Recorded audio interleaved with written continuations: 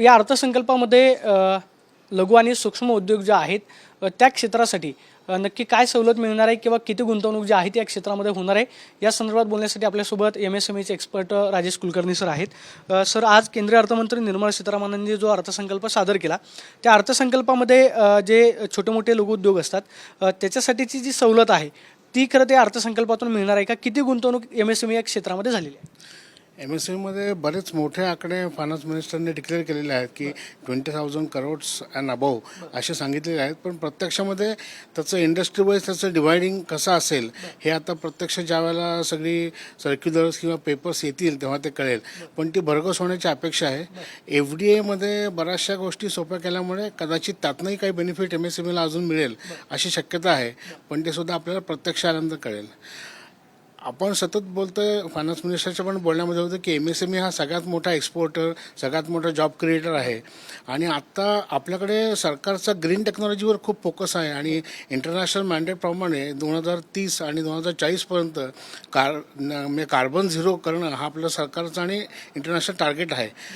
पण ग्रीन टेक्नॉलॉजीच्या इक्विपमेंटवर टॅक्समधला काही बेनिफिट किंवा अजून कुठले इम्पोर्ट ड्युटी सबस्टिट्यूशनचे काही बेनिफिट हे आत्ता बजेटमध्ये आलेले दिसत नाही आहेत। असे जर काही आले तर त्या गोष्टी खूप स्वागतार्ह असतील, कारण जर आपण सोलरच्या ह्याच्यावरनं बघू शकतो की जर टॅक्स बेनिफिट जर का सरकारने दिले किंवा जर का सबसिडी दिला तरच ग्रीन टेक्नॉलॉजी इंडस्ट्री ग्रो होऊ शकते आणि ही आज काळाची गरज आहे की जर खरंच आपल्याला नेट झिरोकडे जर घेऊन जायचं असेल तर ग्रीन टेक्नॉलॉजीला जास्तीत जास्त बेनिफिट इन टॅक्सेस, जास्तीत जास्त benefit for customer for the subsidies हे जर सरकारने दिले तर हे क्षेत्र खूप मोठे होईल आणि तर खऱ्या अर्थाने आपण नेट झिरोचं कार्बनचं जे टार्गेट आहे क्योटो अग्रीमेंटप्रमाणे की जे मोदीजींनी 13 वर्षापूर्वी सही केलेलं आहे ज्याच्यावर, तर ते आपण अचीव करू शकू। तर ही आपल्याला एक अपेक्षा आहे। असं म्हणालात की टॅक्स स्लॅब जो आहे त्याच्यामध्ये सवलत द्यायला पाहिजे। या क्षेत्रामध्ये सध्याचं टॅक्सेशन जे आहे ते कसं आहे? म्हणजे सर्वसामान्य उद्योजकाला जर समजा ते स्टार्टअप करायचं म्हणलं तर ते टॅक्स परवडू शकतो का? किंवा तुम्ही असं म्हणालात की MSME हे क्षेत्र जे आहे ते जास्तीत जास्त गुंतवणूक करून रोजगार देणारं क्षेत्र आहे, तर पुढच्या काळामध्ये रोजगार निर्मिती या क्षेत्रामध्ये कशी होईल? MSMEमध्ये जर खऱ्या अर्थाने जर ग्रोथ करायची असेल तर आज MSMEचा खरा प्रॉब्लेम असतो की जो सुरुवात करतो त्याला सुरुवातीला कोलॅटरल देण्यासाठी काही नसतं आणि त्याच्यावर त्याला लोन मिळाले पाहिजेत बँकेकडनं, पण CGTMSची जर एक स्कीम सोडली तर बाकी कुठल्या स्कीम नसतात की ज्याला त्याला बँकेकडनं फंडिंग मिळेल। तर हे जर वाढवायचं असेल तर बँकांनी त्याला कुठलाही आज उद्योग सुरू करायचा म्हणला बेसिक इन्फ्रास्ट्रक्चरपासून आणि एम्प्लॉयमेंट जनरेशनपासून तर त्याला 5 ते 7 कोटीचं विदाऊट कोलॅटरल सिक्युरिटी हे त्याला बँकेकडनं लोन मिळालं पाहिजे की ज्याला गव्हर्नमेंटनी हमी जर दिली तर तो उद्योग मोठा होऊ शकतो। आणि जर आज सरकार आपल्याला म्हणते की 36% आपलं रोजगार त्यातनं निर्माण होतो किंवा सगळ्यात हायेस्ट एक्सपोर्टर MSMEमधनं आहेत, तर MSMEवर अजून थोडासा फोकस हा सरकारचा जर आला, म्हणजे 13 वर्षामध्ये खूप सुधारणा झालेल्या आहेत त्यात काही शंका नाही आहे, पण अजूनही जर काय सुधारणा झाल्या तर हा सेक्टर अजूनही खूप मोठा होऊ शकतो आणि त्यातनं अजून भरीव योगदान येऊ शकतं।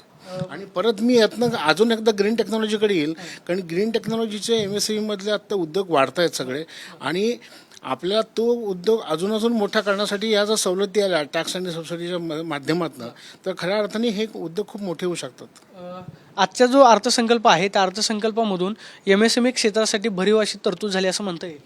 हां, असं म्हणता येईल, पण त्याचे प्रत्यक्ष जेव्हा सर्क्युलर्स येतील तेव्हा आपल्याला त्यांना कळेल की एक्झॅक्टली काय होतं ते।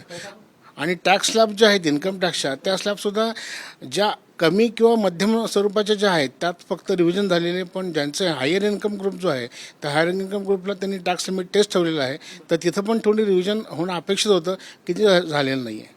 आपण पाहतोय की MSME क्षेत्रामध्ये भरीव अशी तरतूद जी आहे ती केंद्रीय अर्थमंत्री निर्मला सीतारामन यांनी केलेली आहे। मात्र ज्यावेळेस अधिकृतरित्या त्यांच्याकडून सर्क्युलर येईल आणि कोणत्या क्षेत्रासाठी किती तरतूद किंवा टॅक्स स्लॅबमध्ये नक्की किती सवलत मिळालेली आहे हे स्पष्ट होईल। मात्र ग्रीन टेक्नॉलॉजी आहे त्याच्यामध्ये टॅक्स सवलत जी आहे ती मोठ्या प्रमाणावरती देऊन MSME या क्षेत्रामध्ये रोजगार निर्मिती जी आहे ती पुढच्या काळामध्ये करता येईल अशी प्रतिक्रिया राजेश कुलकर्णी सरांनी दिल्याचं पाहायला मिळते। कॅमेरा पर्सन तुषार नन्नावरेसह मी प्रदीप कापसे, TV9 मराठी, पुणे।